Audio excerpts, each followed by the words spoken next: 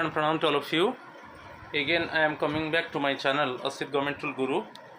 Today, I will discuss Central Civil Services Pension Rules 2021. It is related to the old pension. It is part 1, and in this part, I will discuss 20 MCQs and I will explain Rule 1 to 7. Clear? So my friends, please subscribe my channel, share my channel and like my channel so that you can get notification for my upcoming videos. So you see my WhatsApp number 8327782034. If you need PDF, contact with me in my WhatsApp number. Telegram channel link is there, t.me/BAPI2034. Also you can join it. Also in my video also channel link is there. So try to join my channel so that you can get notification for my update video. So I do not want to waste more time. Today I will discuss Central Civil Services Pension Rules 2021. 20 MCQ questions I will discuss, and also I will explain Rule 1 to 7. So you see question number 1. Central Civil Services Pension Rules 2021 shall not apply to. ये जो central जो pension rules 2021 जो government अभी publish किया है, पहले वो CCS pension rules 1972 था, उसको स्लाइटली मॉडिफाई किया है, तो ये किसके लिए अप्लीकेबल नहीं होगा? Railway servants, persons in casual and daily rated employment, persons paid from contingencies, all of the above. ये जो CCS पेंशन रूल्स 2021 ये रेलवे सर्वेंट्स के लिए अप्लीकेबल नहीं होगा, कैजुअल डेली रेटेड एम्प्लॉयमेंट आदमी के लिए नहीं होगा, पर्सन्स पेड फ्रॉम कॉन्टिंजेंसीज के लिए नहीं होगा. तो जो ऑप्शन डी है आंसर है. ठीक है, वो वही क्वेश्चन पूछा है, शाल नॉट अप्लाई. सो ये किसके लिए अप्लीकेबल नहीं होगा? Answer is D. In subsequent time I will discuss about it. उसी short title rule 1 short title and commencement. Here it is given these rules may be called the Central Civil Services Pension Rules 2021, and formerly it was called Central Civil Services Pension Rules 1972. Now government has modified. They shall come into force with effect from the date of their publication in the official gazette. So official gazette में publication हुआ था 20th December 2021 में. तो इसी date में gazette notification हुआ था.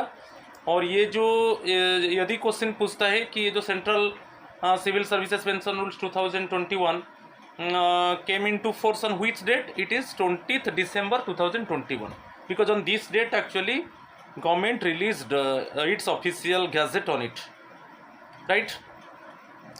तो ये रूल 1 को याद रखना है, शॉर्ट टाइटल एंड कमेंसमेंट के ऊपर है, इसके ऊपर भी ऑब्जेक्टिव आ सकता है. चलो रूल 2 को देखेंगे. First one, just you remember, rule 2 is application. Okay, rule 1 short title and commencement, rule 2 is application. ये रूल 2 के ऊपर भी क्वेश्चन आ सकता है. आजकल जो क्वेश्चन ट्विस्ट होकर आ रहा है, ओके, तो आपको जो rule 2 it is related to application. Application में क्या होगा कि basically CCS pension rules 2021 it is applicable for whom and it is not applicable for which one. Just I will discuss. These rules shall apply to the government servants appointed.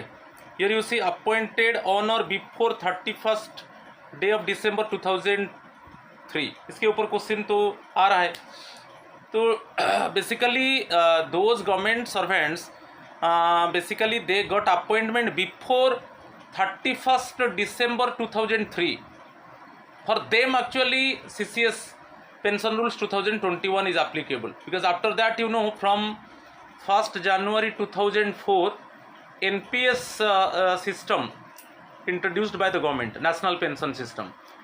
Okay, so including civilian government servants in the defense services, ये इसके ऊपर question आता है.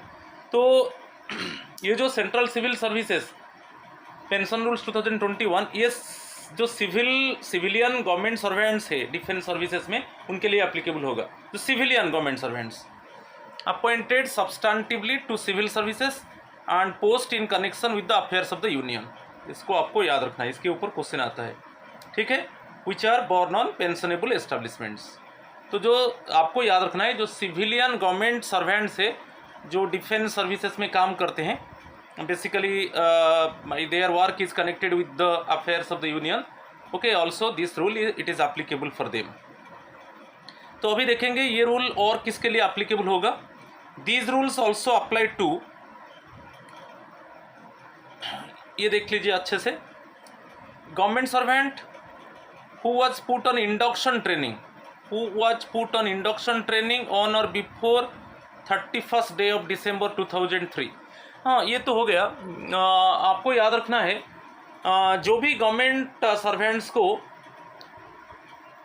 Induction training मिला था before 31st December 2003 और उसके बाद उनका अपॉइंटमेंट हुआ रेगुलर बेसिस में, उनके लिए ये एप्लीकेबल होगा। आपको याद रखना है, उनको एक्चुअली जो इंडक्शन ट्रेनिंग मिला था बिफोर 31st दिसंबर 2003 में, और आफ्टर 31st दिसंबर 2003 उनका रेगुलर अपॉइंटमेंट हुआ था, तो ये रूल एप्लीकेबल होगा। समझ में आ गया।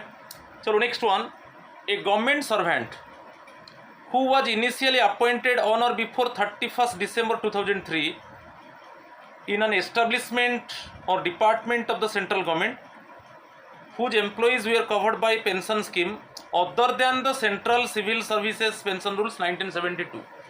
ये भी बहुत इंपॉर्टेंट है, ये जो बीट आई है मैं इसको समझा देता हूँ। जो गवर्नमेंट सर्वेंट्स उनका अपॉइंटमेंट हुआ था बिफोर 31st दिसंबर 2003, ओके, मगर कोई अलग पेंशन रूल में उनका अपॉइंटमेंट हुआ था।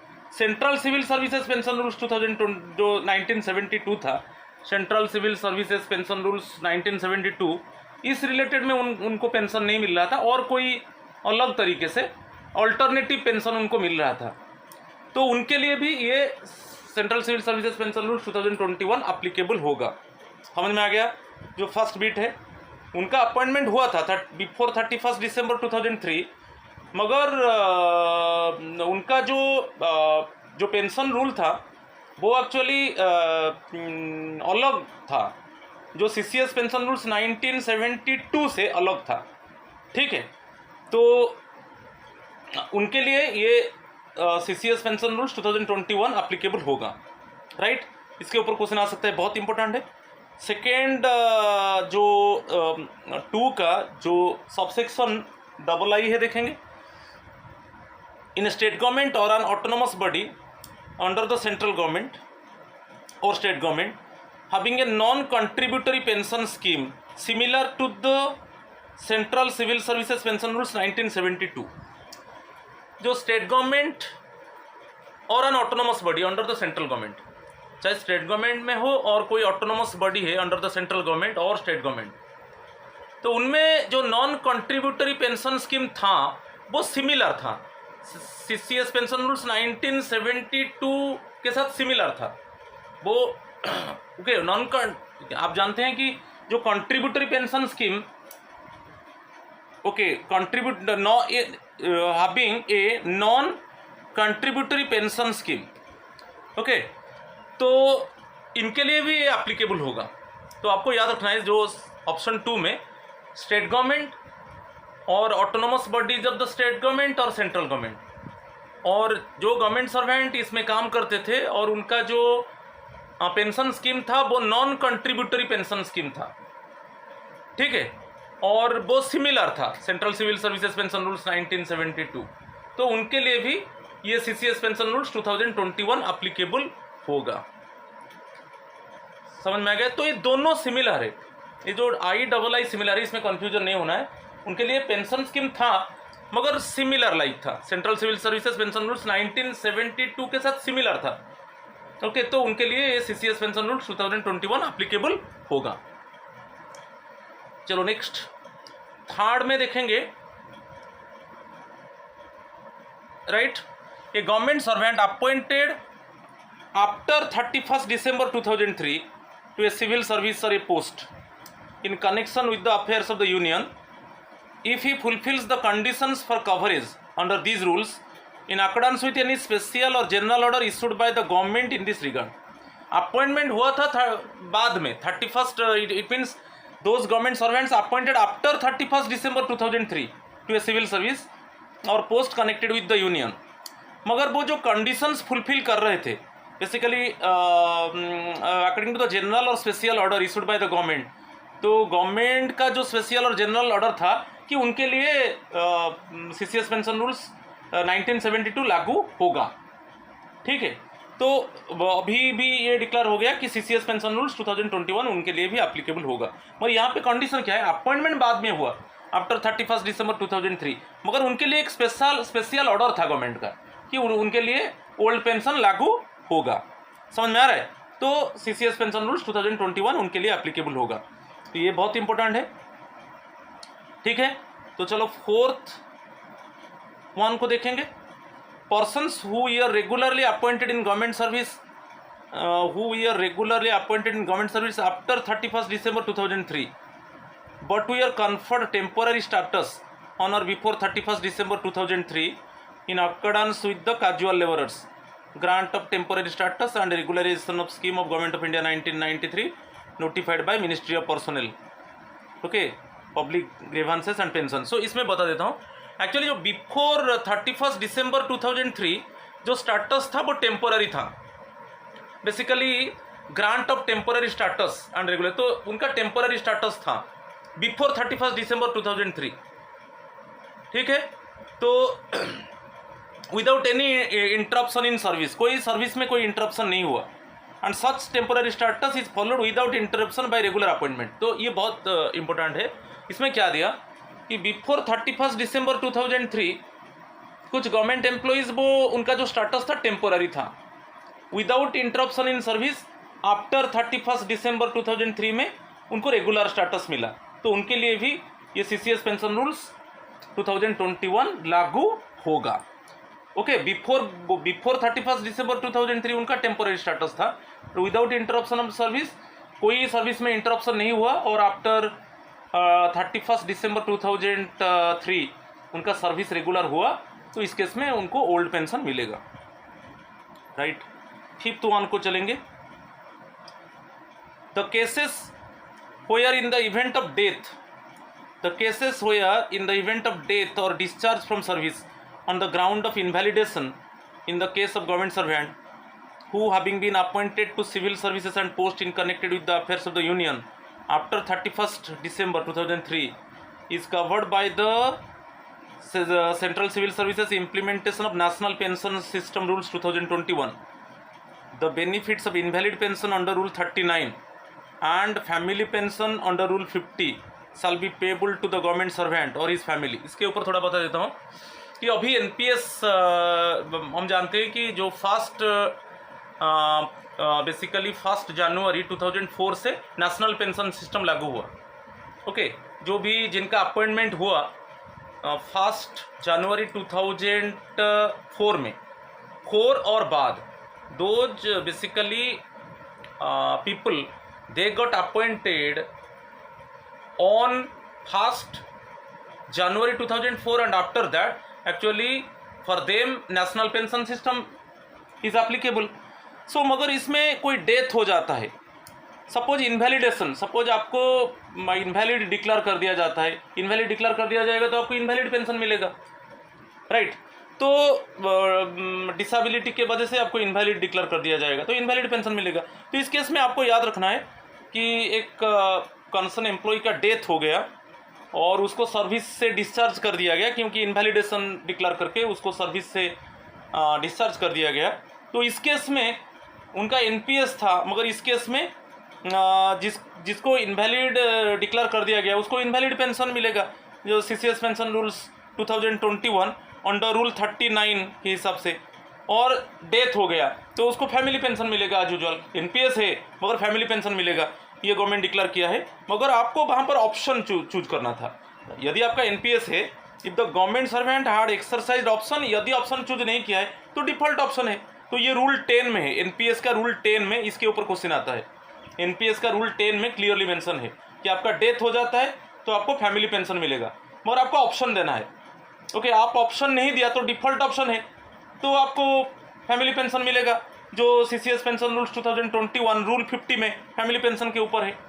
और भी है, रूल 10 में क्लियरली मेंशन है, जैसे एक कंसर्न एम्प्लॉई वो बेसिकली एनपीएस था और उसको इनवैलिड डिक्लेयर कर दिया गया डिसेबल की वजह से, ठीक है, डिसेबिलिटी के वजह से उसको इनवैलिड कर दिया गया और सर्विस से डिस्चार्ज कर दिया गया, उसको एज यूजुअल इनवैलिड पेंशन मिलेगा according to the CCS pension rules 2021 rule 39 में अंडरलाइन कर दिया। तो ये जो एनपीएस का बेसिकली एनपीएस में रूल 10 में ये गवर्नमेंट डिक्लेयर किया, आपका एनपीएस है मगर डेथ हो जाएगा तो आपको ओल्ड पेंशन मिलेगा, जो ओल्ड पेंशन के हिसाब से फैमिली पेंशन मिलेगा, ठीक है, डेथ हो जाएगा तो फैमिली पेंशन एज यूजुअल मिलेगा। सीसीएस पेंशन रूल्स 2021 ये रूल 50 में है। ओके, जो फैमिली पेंशन है वो रूल 50 में है, CCS pension rules 2021। Similarly invalid आपको डिस्चार्ज कर दिया गया ड्यू टू इनवैलिडेशन, तो वहाँ पर इनवैलिड पेंशन एज यूजुअल मिलेगा, जैसे ओल्ड पेंशन में वो जिनका सब ओल्ड पेंशन है उनको मिलता था वैसा ही मिलेगा, मगर आपको ऑप्शन देना है। आप ऑप्शन नहीं दिया है तो आपका डिफ़ॉल्ट ऑप्शन है। तो इस केस में समझ में आ गया, ये बहुत इंपॉर्टेंट है। तो इसमें पता चल गया कि आपका एनपीएस है, डेथ हो जाता है तो फैमिली पेंशन मिलेगा, और आपको ऑप्शन चूज करना पड़ेगा। यदि आप ऑप्शन चूज नहीं किया है तो डिफ़ॉल्ट ऑप्शन है तो भी आपको फैमिली पेंशन मिलेगा, और वैसा ही इनवैलिड पेंशन मिलेगा। और रूल 10 को आपको याद रखना है, ठीक है। चलो next one, again 6th one, the case of government servant appointed in temporary capacity to civil services and post in connection with the affairs of the union on or before 31st day of December 2003, who retired or were retired before having been appointed in a substantive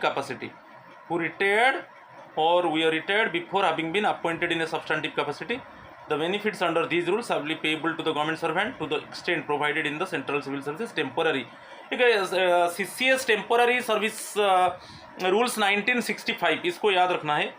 central CCS, sir यहाँ पर याद रखना है, CCS temporary service rules 1965, इसमें clearly mention है कि before 31 दिसंबर 2003 आपका जो जॉब स्टाटस था वो टेम्पोररी था, और बाद में भी आफ्टर 31 दिसंबर 2003 आपका स्टाटस टेम्पोररी है और आपका रिटायरमेंट हो गया।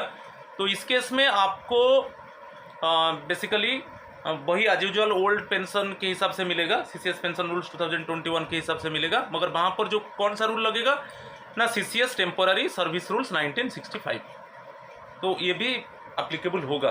सीसीएस पेंशन रूल्स 2021 उनके लिए भी एप्लीकेबल होगा।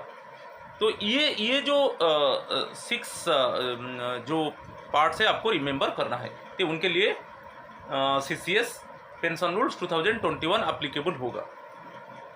किसके लिए एप्लीकेबल नहीं होगा, इसके ऊपर अभी हम एक डिस्कशन कर चुके हैं, तो बार बार क्वेश्चन इसके ऊपर आ रहा है। रेलवे सर्वेंट्स के लिए एप्लीकेबल नहीं होगा, casual and daily rated employment के लिए एप्लीकेबल नहीं होगा, persons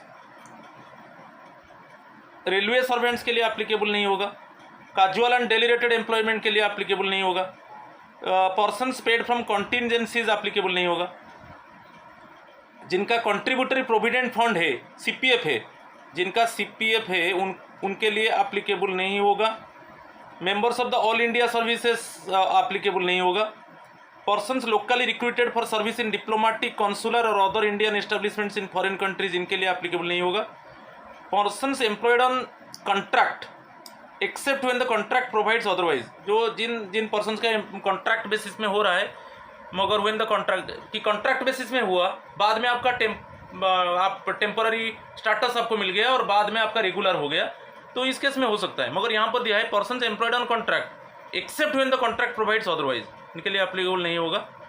persons whose terms and conditions of service are regulated by or under the provisions of the constitution or any other law for the time being in force, इनके लिए भी applicable नहीं होगा। तो ये जो A to H है subsection से, इनके लिए एप्लीकेबल नहीं होगा। और लास्ट वन देख लीजिए, persons whose terms and conditions of service are regulated by or under the provisions of the constitution or any other law for the time being in force. तो ये A to H आपको remember करना है, इनके लिए applicable नहीं होगा। Right. Question number 2 अभी हम देखेंगे। 2 statements given, central civil services rules 2021 shall also apply to, अच्छा, a government servant who was put on induction training on or before 31st day of December 2003 followed by appointment on regular basis after 31st day of December 2003, ये applicable होगा। मैं बताया कि जैसे before 31st December 2003 जो person है वो induction training ले रहा है और आफ्टर 31st दिसंबर 2003 उसको रेगुलर अपॉइंटमेंट मिल रहा है, तो उसके लिए सीसीएस पेंशन रूल्स 2021 एप्लीकेबल होगा। राइट। तो आपको इंडक्शन ट्रेनिंग मिल रहा है बिफोर 31st दिसंबर 2003 और आफ्टर 31st दिसंबर 2003 आपका अपॉइंटमेंट रेगुलर हो रहा है, तो सीसीएस पेंशन रूल्स एप्लीकेबल होगा। अभी हम डिस्कस किया। नेक्स्ट वन, ये स्टेटमेंट करेक्ट है। A government servant appointed after 31st December 2003 to a civil service post in connection with the affairs of the union, if he fulfills the conditions for coverage under these rules in accordance with any special or general order issued by the government in this regard. Actually आपका जो appointment हुआ after 31st December 2003, okay, आपका appointment civil service और any post connected with the affairs of the union में appointment हुआ after 31st December 2003, मगर उसमें आप कुछ कंडीशंस को फुलफिल कर रहे हो अकॉर्डिंग टू द स्पेशल और general order of the government, तो इसके लिए भी अभी मैं बताया कि सीसीएस पेंशन रूल्स 2021 एप्लीकेबल होगा। ठीक है, तो यहाँ पर जो ऑप्शन दिया है 4 ऑप्शन से, तो ऑप्शन सी करेक्ट है। बोथ आई एंड आई ये दोनों के लिए सीसीएस पेंशन रूल्स 2021 एप्लीकेबल होगा। मैं अभी डिस्कस किया उसको। ठीक है, चलो क्वेश्चन नंबर 3, ये बहुत इजी है। Central civil services pension rules 2021 has been notified in the official gazette on 23 December 2021, और जिस डेट में उसका नोटिफिकेशन हुआ उसी डेट से actually this CCS pension rules 2021 came into force. तो ये आंसर बहुत इजी है, आंसर बी हो गया आंसर। राइट। चलो क्वेश्चन नंबर 4 को चलेंगे। Central civil services pension rules 2021 came into force, तो सेम डेट में, जिस डेट में एक्चुअली ऑफिशियल गेजेट पब्लिश हुआ उसी डेट से actually this rule came into force, तो अगेन आंसर हो गया बी। Okay, 20 December 2021। राइट। चलो क्वेश्चन नंबर 5। क्वेश्चन नंबर 5 पे थर्ड वन डेफिनेशंस कुछ आप याद रखिए। सो इसके ऊपर क्वेश्चन आता है, तो इन which rule of CCS pension rules 2021 definitions given? It is rule 3. First one short title and commencement, rule 2 applications, किसके लिए एप्लीकेबल होगा किसके लिए एप्लीकेबल नहीं होगा, रूल 3 डेफिनेशन से। अकाउंट्स ऑफिसर याद रखिए means an officer whatever is official designation who maintains the accounts of the ministry, department or office of the central government or union territory, and includes, इसमें includes होगा accountant general who is entrusted with the functions of maintaining the accounts or part of accounts of the central government और union territory। इस definition को याद कीजिए।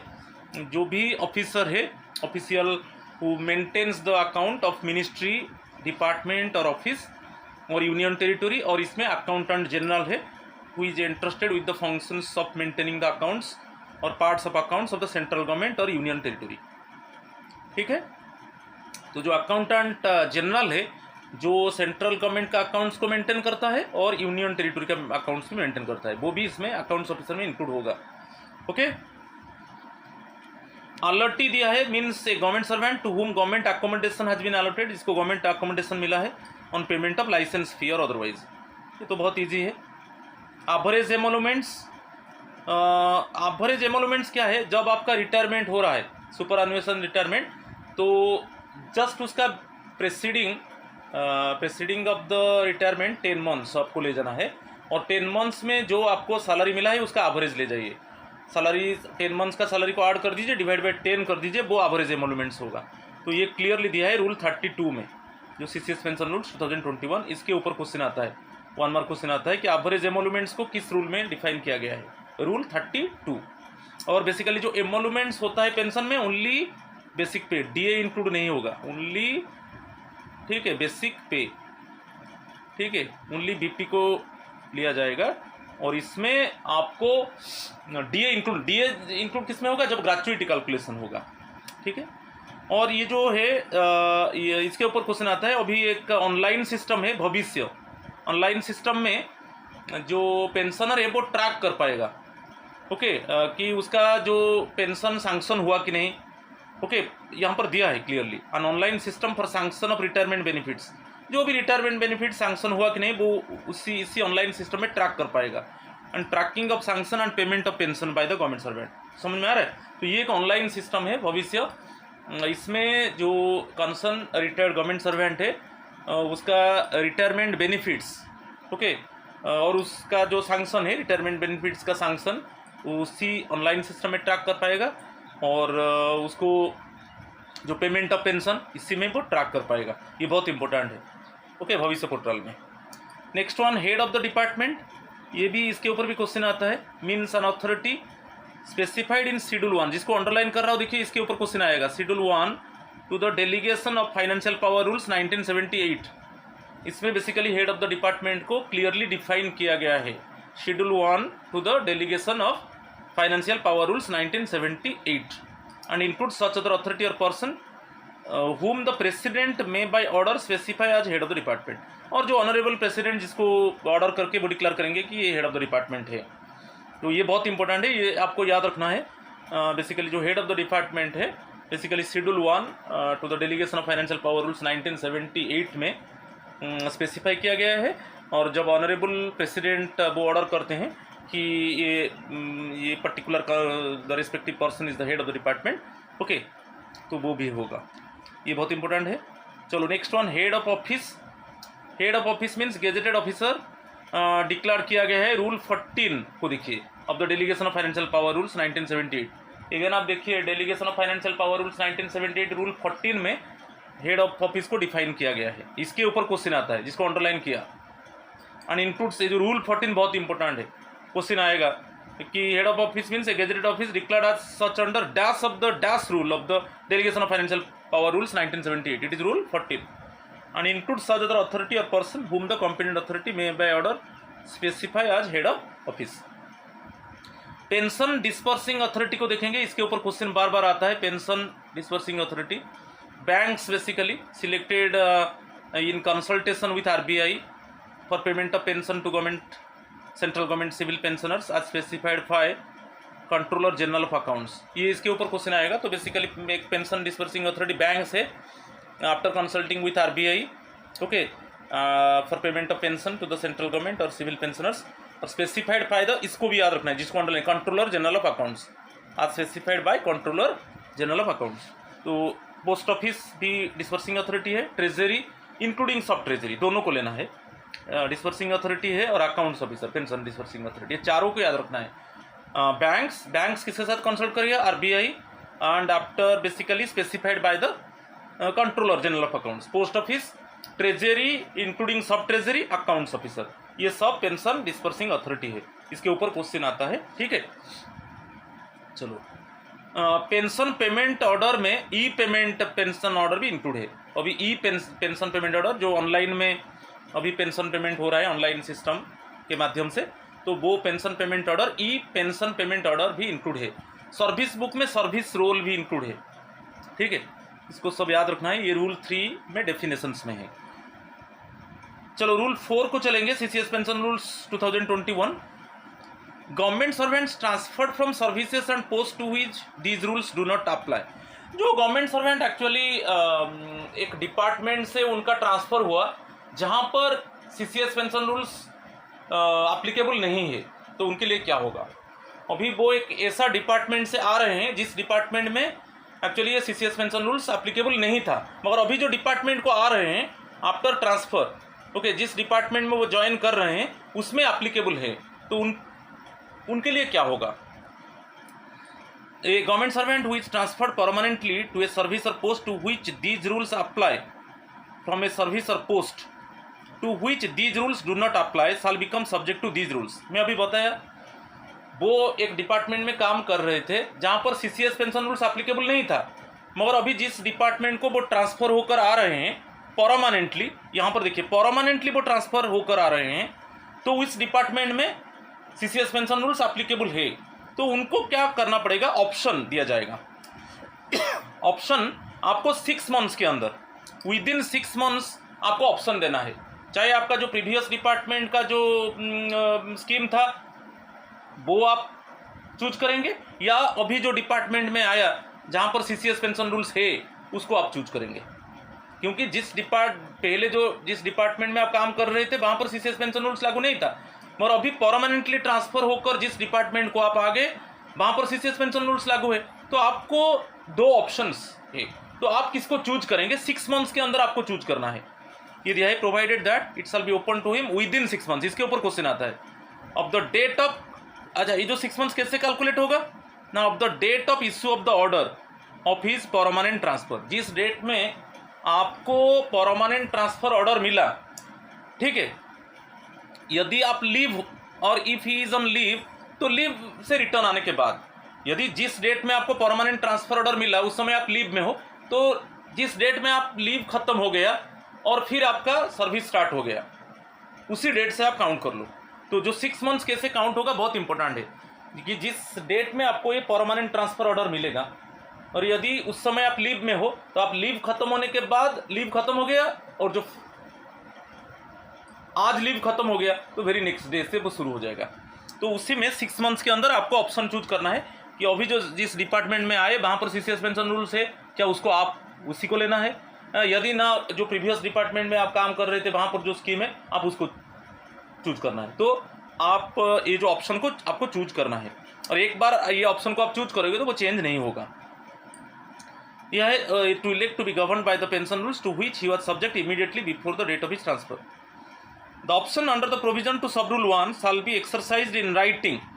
आप ये जो ऑप्शन को चूज करना है, writing and communicated to the authority making such order. जो आपको ट्रांसफर ऑर्डर दिया था, ओके, जो ट्रांसफर ऑर्डर आपको कम्युनिकेट किया था उनको आपको इन्फॉर्म करना है राइटिंग में, वही दिया है। The option under provision to sub rule 1 shall be exercised in writing and communicated, किसको कम्युनिकेट करना है ना, to the authority making such order of transfer. जो अथॉरिटी आपको ट्रांसफर ऑर्डर दिया, ट्रांसफर ऑर्डर के बारे में कम्युनिकेट किया, उसको आप राइटिंग में इन्फॉर्म करोगे 6 मंथ्स के अंदर कि मुझे कौन सा स्कीम को चूज करना है। जो डिपार्टमेंट में था मैं, वहाँ पर सीसीएस पेंशन रूल्स नहीं था, अलग था, अलग स्कीम था, और अभी जिस डिपार्टमेंट में मैं आ रहा हूँ, इट मीन्स ट्रांसफर लेकर परमानेंटली आ रहा हूँ, उसमें सीसीएस पेंशन रूल्स है। तो आप किसको चूज करना है, जो which authority actually communicated to you related to the transfer order, उनको आपको राइटिंग में इन्फॉर्म करना है, ठीक है। चलो द ऑप्शन यहाँ पर दिया है, द ऑप्शन एक बार आप ऑप्शन चूज कर लोगे वो तो फाइनल हो जाएगा, ठीक है, बहुत इंपॉर्टेंट है। चलो क्वेश्चन नंबर 5 को देखेंगे। Future good conduct shall be an implied condition of every grant of pension and discontinuance under which rule of CCS pension rules 2021। आपको याद रखना है, जैसे जो जिनको रिटायरमेंट पेंशन मिल रहा है तो उनका फ्यूचर गुड कंडक्ट, जो फ्यूचर में जो कंडक्ट वो अच्छा होना चाहिए। सपोज आप एक रिटायर्ड एम्प्लॉय हो, आपको पेंशन मिल रहा है और अभी आप कोई क्राइम में इन्वॉल्व हो गए और वो प्रूव हो गया कि आप कोई भी अदर केस में आप गिल्टी हो गए, तो उस समय आपका जो पेंशन है उसको विथहोल्ड, चाहे उसको विथहोल्ड कर दिया जाएगा और पार्टली विथड्रॉ कर दिया जाएगा और होलली आपका होल पेंशन को विथड्रॉ कर दिया जाएगा। तो ये भी है, तो आपको सभी समय आपका जो कंडक्ट है वो अच्छा होना चाहिए। तो ये कौन सा रूल में है, यहाँ पर 4 ऑप्शंस गिवन।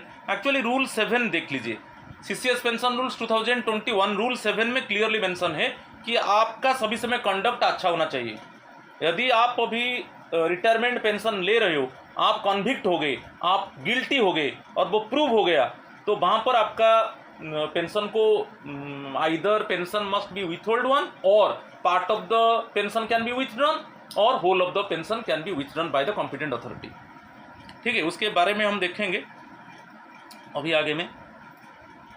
अच्छा rule 6, question number 6, pensioning disbursing authority, अभी हम डेफिनेशंस में देखे थे, जो रूल 3 था वहाँ पर हम देखे थे definitions. Pension disbursing authority as defined under CCS pension rules 2021 includes accounts officer है, पोस्ट ऑफिस है, बैंक और ट्रेजरी है, all of the above. Answer is bit D, ये ऑल ऑफ द अबव, ये सब पेंशन डिस्पर्सिंग अथॉरिटी है।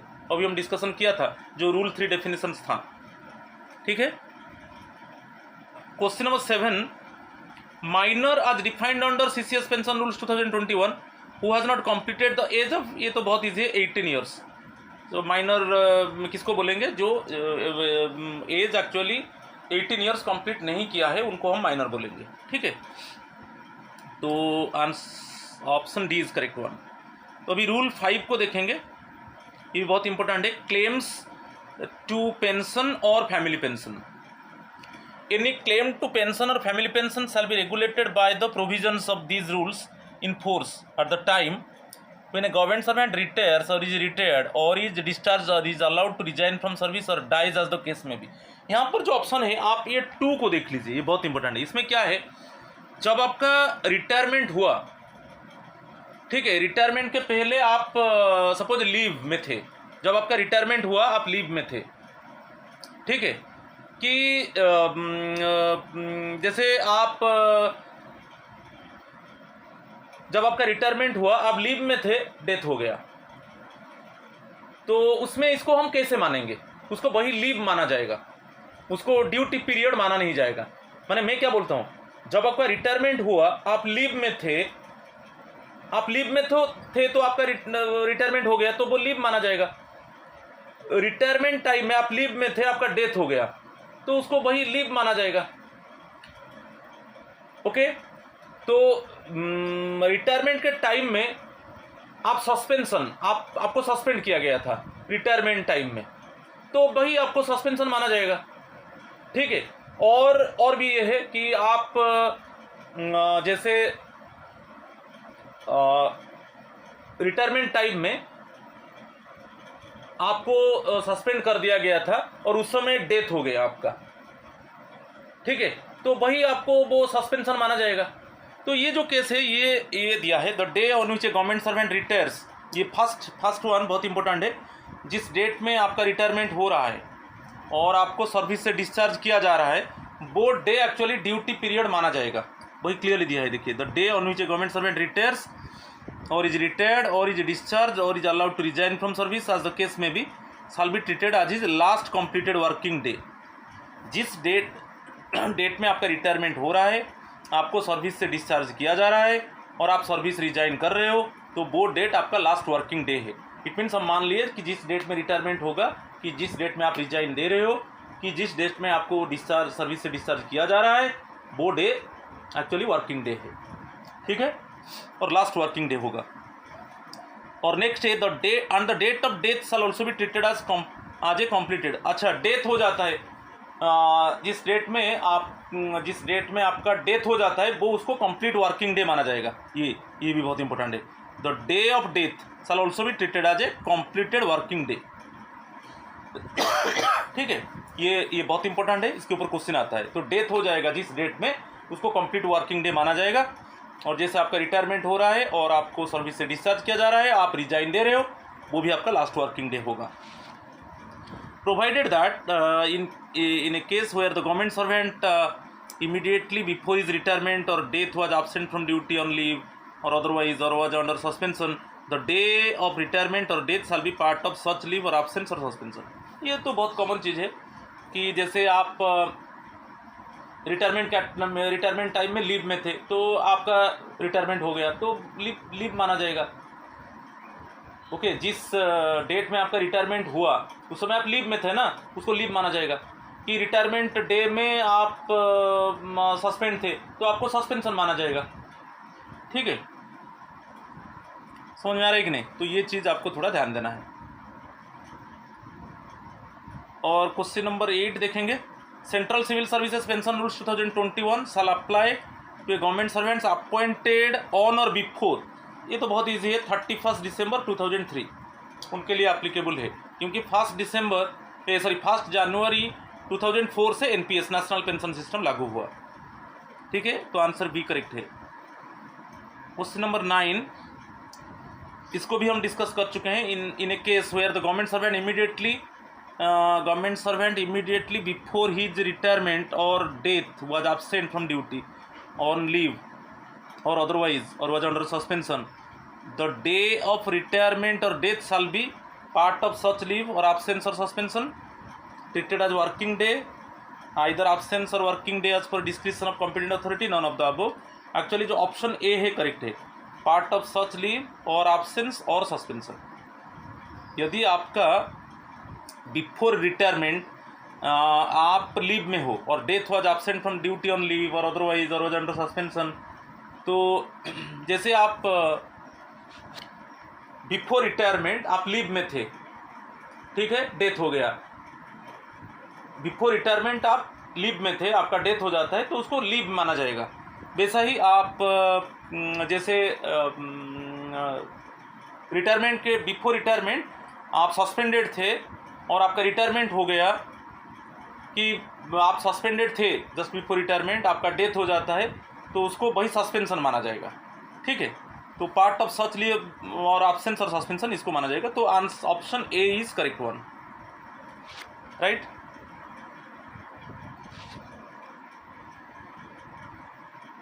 Question number 10, what is the name of the online system, ये इसको डिस्कस कर चुके हैं। For sanction of retirement benefits and tracking of sanction and payment of pension by the government servant and the authorities concern with the sanction of pension to the government servant, भविष्य कर्मयोगी अनुभव और संपूर्ण। Actually answer है एक भविष्य जो online system portal है, आपका ट्रांसफ़र बेनिफिट को आप ट्रैकिंग कर सकते हो इसी ऑनलाइन सिस्टम में, कि पेमेंट हुआ कि नहीं आप ट्रैक कर सकते हो, भविष्य जो ऑनलाइन सिस्टम पोर्टल है। ठीक, राइट। तो option A is correct one. इसके ऊपर क्वेश्चन आता है। अच्छा, रूल 6 को देखेंगे। Limitations on number of pensions. Limitations on number of pensions actually particular post और सर्विस में आपको एक ही पेंशन मिलेगा, तो वही दिया है। A government servant shall not earn 2 pensions, इसको अंडरलाइन कर दिया। Shall not option, okay, shall not earn 2 pensions in the same service और पोस्ट। तो सेम सर्विस और पोस्ट में आपको 2 पेंशन नहीं मिलेगा। सब जैसे आप सर्विस कंटिन्यू कर रहे हो और आपका रिटायरमेंट हो गया, आपको पेंशन मिला, ओके, सुपरएनुएशन पेंशन आपको मिला, मगर इमीडिएटली उसके बाद आप फिर री एम्प्लॉयड हो गए। रिटायरमेंट के बाद उसी पोस्ट और सर्विस में आपका री एम्प्लॉयमेंट होता है, तो आपको दोबारा जो री एम्प्लॉयमेंट हुआ उसी पोस्ट और सर्विस में रिटायरमेंट के बाद, तो आपको जो री एम्प्लॉयमेंट हुआ उसके ऊपर आपको पेंशन अलग नहीं मिलेगा, कि ग्रेचुइटी अलग नहीं मिलेगा। समझ में आ रहा है? तो आपको एक ही सर्विस और पोस्ट में 2 पेंशन नहीं मिलेगा। इस केस में आप जैसे मिलिट्री पर्सनल्स को देख लीजिए, उनको जब जो मिलिट्री सर्विस में होते हैं उनको पेंशन मिला और उसके बाद उनको न्यू जॉब मिलता है, तो इस केस में न्यू जॉब में उनको पेंशन मिलेगा, तो उनको 2 पेंशन मिल सकता है। समझ में आ रहा है कि नहीं? वो मिलिट्री जॉब में थे, उनको पेंशन मिला और उसके बाद एक न्यू जॉब में वो ज्वाइन किए और उसमें सपोज एनपीएस है तो उनको एनपीएस मिलेगा, तो वहाँ पर उनको 2 पेंशन मिलेगा। इस केस में 2, क्योंकि उनका जॉब जो है चेंज हो गया। समझ में आ रहा है कि नहीं? पर इस केस में पर्टिकुलर पोस्ट और पर्टिकुलर सर्विस में आप काम कर रहे हो और आपका रिटायरमेंट हो गया, आपको रिटायरमेंट पेंशन मिल रहा है और वही पोस्ट और सर्विस में आपका री एम्प्लॉयमेंट हो गया रिटायरमेंट के बाद, तो आपको सेकेंड पेंशन उसमें नहीं मिलेगा। ठीक है, इसको आपको अच्छे से याद रखना है।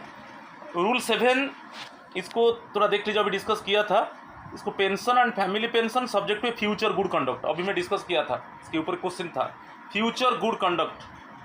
ठीक है, बार बार मैं बताया, जो रिटायर्ड पर्सनल्स है उनका कंडक्ट अच्छा होना चाहिए। यदि उनको रिटायरमेंट पेंशन मिल रहा है और वो कन्विक्ट हो जाते हैं और वो उनको गिल्टी माना जाता है और प्रूव होता है और वो कन्विक्ट हो जाते हैं, जो कोर्ट डिक्लेयर करता है, उसी केस में जो कॉम्पिटेंट अथॉरिटी, उनके कॉम्पिटेंट अथॉरिटी के पास ऑप्शन है कि आइदर विथहोल्ड द पेंशन को विथहोल्ड कर सकते हैं और पार्टली विथड्रॉल कर सकते हैं और होल को भी withdrawal, basically part of the pension को वो विथड्रॉल ये कर सकते हैं, विथड्रॉल कर सकते हैं और होल ऑफ द पेंशन को भी विथड्रॉल कर सकते हैं। उसके ऊपर थोड़ा देख लीजिए। future good conduct shall be an implied condition at every grant of pension and it is continuance under these rules. समझ में आ गया? The appointing authority may by order in writing withhold or withdraw a pension or a part thereof, whether permanently or for a specified period, if the pensioner is convicted of a serious crime or is found guilty of grave misconduct. समझ में आ गया? तो यदि जो pension holder है वो कोई सीरियस क्राइम कर देता है और उसको गिल्टी माना जाता है कि कोर्ट के द्वारा वो कन्विक्ट हो जाता है, तो अपॉइंटिंग अथॉरिटी के पास राइट है, वो एक ऑर्डर राइटिंग में दे देगा कि उसमें क्लियरली मेंशन होगा कि आपका पेंशन को विथ होल्ड कर दिया गया और पेंशन विथड्रॉ, ये पेंशन आपका पेंशन को विथड्रॉ किया और part of the pension withdraw, ये पूरा मेंशन होगा, क्या परमानेंटली होगा और स्पेसिफाइड पीरियड के लिए होगा. ओके, तो ये हो सकता है. मगर यहाँ पर अपॉइंट देखिए, जो अपॉइंटिंग अथॉरिटी ये कर सकते हैं यदि आप कन्विक्ट होते हो, जो रिटायर्ड पर्सनल है, यदि वो कल्प्रिट हो जाता है कि वो गिल्टी, उसको डिक्लेयर कर दिया जाता है कि वो सीरियस क्राइम में इन्वॉल्व होता है और ये प्रूव हो जाता है, तो अपॉइंटिंग अथॉरिटी के पास राइट है, वो राइटिंग में आपको इन्फॉर्म करेगा कि आपका पेंशन को विथ होल्ड कर दिया गया, कि पेंशन को विथड्रॉ कर दिया गया, कि पार्ट ऑफ द पेंशन को विथड्रॉ कर दिया गया और कितना पीरियड के लिए, परमानेंटली किया गया कि स्पेसिफाइड पीरियड के लिए किया गया. ठीक है. और यदि पार्टली मिसकंडक्ट, इसमें आपको थोड़ा याद रखना है, यदि पार्टली विथड्रॉ किया जाएगा, इस केस में पार्टली विथड्रॉ किया जाएगा तो आपको मिनिमम जो है पेंशन मिलेगा, मिनिमम जो है 9,000 तो मिनिमम ही मिलेगा. ठीक है, तो उसको देखेंगे आगे में, इतना आप याद रखिए. क्वेश्चन नंबर 11 को चलिए. Which among the following statements are correct with regard to CCS pension rules 2021? The day on which a government servant retires or is retired or is discharged or is allowed to resign from service, as the case may be, shall be treated as his last completed working day. ये correct है. The date of death of a government servant shall also be treated as a completed working day. ये भी correct है. तो both the statement 1 and statement 2 are correct. So option C is the correct one. इसको मैं discuss कर चुका हूँ, इसको हम डिस्कस कर चुके हैं और ज़्यादा हम डिस्कशन नहीं करेंगे, और जो ऑप्शन सी है वो करेक्ट है. Question number 12, head of the department, इसको भी हम डेफिनेशंस में देख चुके हैं. आज defined under CCS pension rules 2021 means an authority specified in schedule 1 to the 4 options दिया गया है. Delegation of financial power rules 1978. तो बेसिकली जो schedule 1 delegation of financial power rules 1978 में हेड ऑफ द डिपार्टमेंट को डिफाइन किया गया है. तो option A is the correct answer. Question number 13, definitions is mentioned in which rule of CCS pension rules 2021. Definitions rule 3 में दिया गया है. ठीक है, option C is correct one. Question number 14, central civil services rules 2021 shall be applicable to. Railway servants के लिए applicable नहीं है, all India members of all India services के लिए एप्लीकेबल नहीं है, civilian government servants in the defence services उनके लिए एप्लीकेबल होगा. तो option C is the correct answer. ठीक है, option C is the correct answer. Question number 15, which one of the following statement is true in case of eligibility to get superannuation pension by government servant. 4 options given. On superannuation after completion of 10 years of qualifying service, on superannuation after completion of 20 years of qualifying service, on a GS means government servant get 60 years of age on 60 years of service. 4 options है, आपको याद रखना होगा. Superannuation time में आपका जो qualifying service होगा वो completion of 10 years of qualifying service. तो option A is the correct answer. बहुत इंपॉर्टेंट है. तो आपका जो 10 years क्वालिफाइंग सर्विस होना चाहिए आपको सुपरएनुएशन पेंशन लेने के लिए. ठीक है, इसको completion of 10 years qualifying service होना चाहिए आपको सुपरएनुएशन पेंशन लेने के लिए. Option A is the correct answer. Question number 16, which one of the following statement is falls in case of retiring pension payable. Retiring pension के ऊपर पूछा है. तो retirement under FR 56J after attaining the age of 60 years in case of group C, retirement under FR 56K after attaining the age of 50 years, retirement on completion of 20 years qualifying service, retirement on completion of 30 years qualifying service. यहाँ पर जो answer होगा basically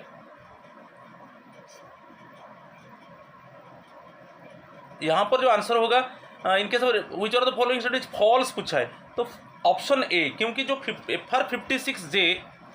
FR56J क्या inform करता है कि public interest में जिनको जॉब मिला है आप बिफोर 35 ईयर्स, जिनको जॉब मिला है बिफोर 35 ईयर्स, तो after it means attaining the age of 50 years, after completion of 50 years public interest में गवर्नमेंट आपको सर्विस से डिस्चार्ज कर सकता है। और ये ग्रुप ए एंड बी के लिए, ग्रुप सी के लिए नहीं, ये ग्रुप ए एंड बी के लिए, ग्रुप ए एंड बी के लिए है।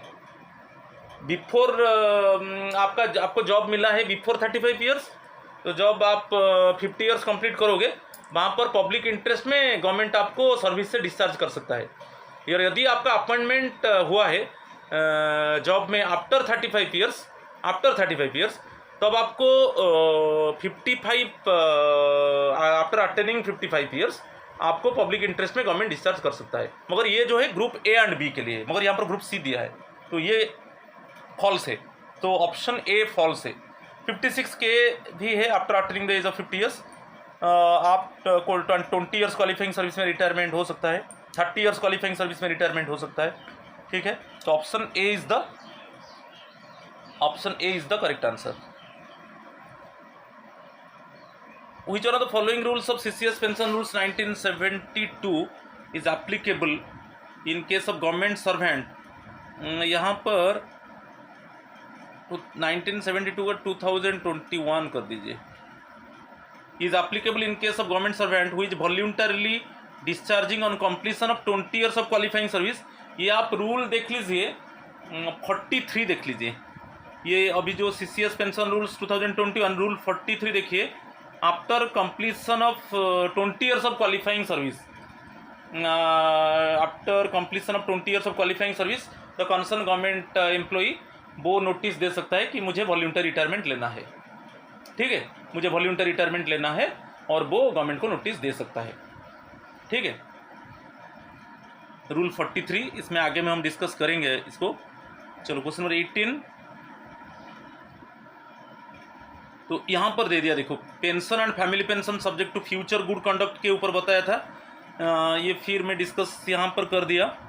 मगर यहाँ पर याद रखना है, यदि आपका जो फ्यूचर गुड कंडक्ट में बताया मैं ऑलरेडी डिस्कस कर चुका हूँ, मगर यहाँ पर ये जो लास्ट सेंटेंस देख लीजिए, यदि आपको जो आपका अपॉइंटिंग अथॉरिटी है वो तो आपको ऑर्डर देगा राइटिंग में कि आप कन्विक्टेड हो और ये प्रूव हो चुका है कि आप गिल्टी हो, ये प्रूव हो चुका है, तो आपका पार्ट ऑफ द पेंशन को विथड्रॉ किया जाएगा, आपका पार्ट ऑफ द पेंशन को विथड्रॉ किया जाएगा। इस केस में आपको मिनिमम पेंशन 9,000 मिलेगा, मिनिमम पेंशन 9,000 होगा और मैक्सिमम जो होगा 1,25,000 होगा।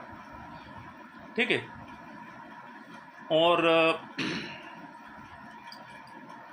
The amount of such pension तो ऑटोमेटिकली, तो यहाँ पर इसको मैं डिस्कस कर चुका हूँ फ्यूचर गुड कंडक्ट के ऊपर, मगर यही था, यदि आपका पार्ट ऑफ द पेंशन को विथड्रॉ किया जाता है तो मिनिमम पेंशन आपको 9,000 मिलेगा, 9,000 से कम नहीं मिलेगा, और जो मैक्सिमम मिलेगा 1,25,000 मिलेगा। इसको हम डिस्कस कर चुके हैं पहले फ्यूचर गुड कंडक्ट के ऊपर। Question number 18, which one of the following rules of CCS pension rules, ये भी 1972 नहीं है, ये 2021 है, right, is applicable in case of government servant who is voluntarily discharging on completion of, अच्छा 30 ईयर्स क्वालिफाइंग सर्विस में क्या है, गवर्नमेंट आपको पब्लिक इंटरेस्ट में गवर्नमेंट आपको डिस्चार्ज करेगा।